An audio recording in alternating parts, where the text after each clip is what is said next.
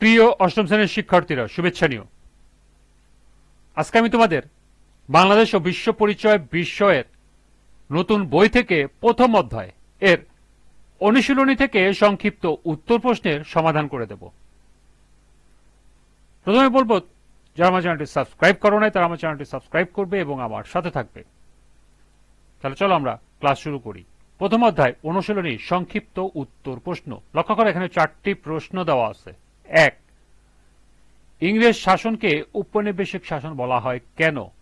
2, বাংলায় ইংরেজ শাসন প্রতিষ্ঠার দুটি কারণ ব্যাখ্যা করো। 3, দ্বৈত শাসন প্রবর্তনের ফলে নবাব কেন ক্ষমতাহীন হয়ে পড়েন ব্যাখ্যা করো। এবং 4, ৭৬-এর মন্বন্তরের কারণ ব্যাখ্যা করো। তো চলো এখন আমরা এই 4টি প্রশ্নের সমাধান দেখে নিই। প্রথম প্রশ্ন ছিল, ইংরেজ শাসনকে ঔপনিবেশিক শাসন বলা হয় কেন? কোন আধিপত্যশীল দেশ যখন অন্য কোন আধিপত্য প্রতিষ্ঠা করা এবং নিজের স্বার্থ হাসিলের জন্য দখলকৃত দেশের জনগণকে শোষণ ও লুণ্ঠন করে, তখন সে শাসন ব্যবস্থাকে বলা হয় ঔপনিবেশিক শাসন। ব্রিটিশ ইস্ট ইন্ডিয়া কোম্পানি ১৭৫৭ সালে বাংলা, বিহার ও উড়িষ্যার নবাব সিরাজউদ্দৌলাকে পরাজিত করে তারা ক্ষমতা দখল করে নেয়। বাংলায় ইংরেজদের শাসন চলে ১৯৪৭ সাল পর্যন্ত। অর্থাৎ ইংরেজ শাসন ছিল একটি বিদেশি শক্তির দ্বারা অন্য একটি দেশের উপর চাপানো শোষণমূলক শাসন, যেখানে দখলদার শক্তি নিজেদের অর্থনৈতিক ও রাজনৈতিক সুবিধা আদায়ের জন্য স্থানীয়দের স্বাধীনতা ও সম্পদ হরণ করত। তাই একে ঔপনিবেশিক শাসন বলা হয়। দ্বিতীয় প্রশ্ন ছিল, বাংলায় ইংরেজ শাসন প্রতিষ্ঠার দুটি কারণ ব্যাখ্যা করো। বাংলায় ইংরেজ শাসন প্রতিষ্ঠার দুটি কারণ নিম্নরূপ। ক, বাংলায় অর্থনৈতিক গুরুত্ব ও লোভনীয় বাণিজ্যিক সুযোগ।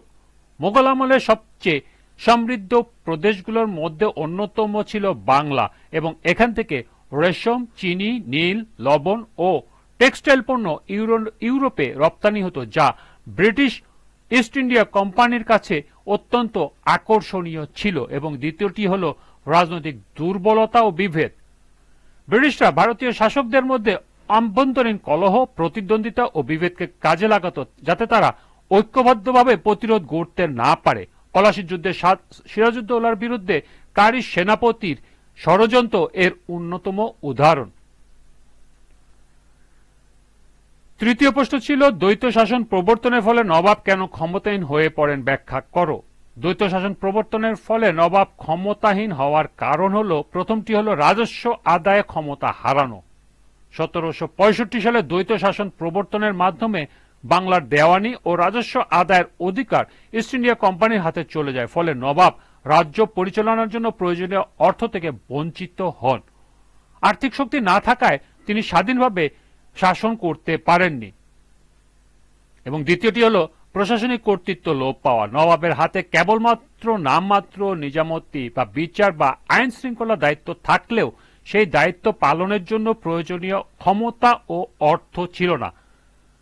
প্রশাসনের প্রকৃত নিয়ন্ত্রণ কোম্পানির হাতে চলে যাওয়ায় নবাব কার্যত পুস্তুল শাসকে পরিণত হয়।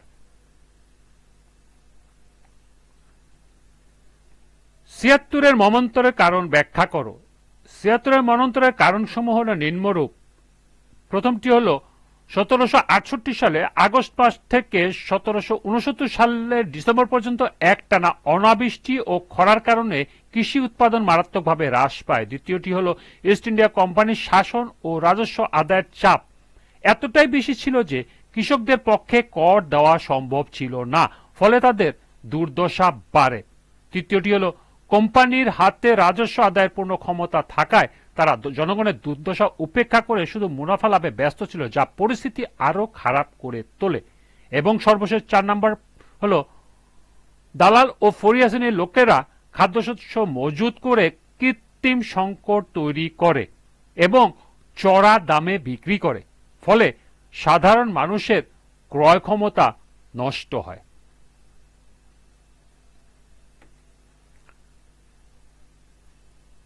এই ছিল 4টি প্রশ্নের সমাধান। আজকের ক্লাসটি এ পর্যন্তই। সবাইকে আবারও বলছি, যারা আমার চ্যানেলটি সাবস্ক্রাইব করো নাই তারা আমার চ্যানেলটি সাবস্ক্রাইব করবে এবং আমার সাথে থাকবে। সবাইকে পরবর্তী ক্লাস দেখার আমন্ত্রণ জানিয়ে আজকের মতো আমি এখানে বিদায় নিচ্ছি। আল্লাহ হাফেজ।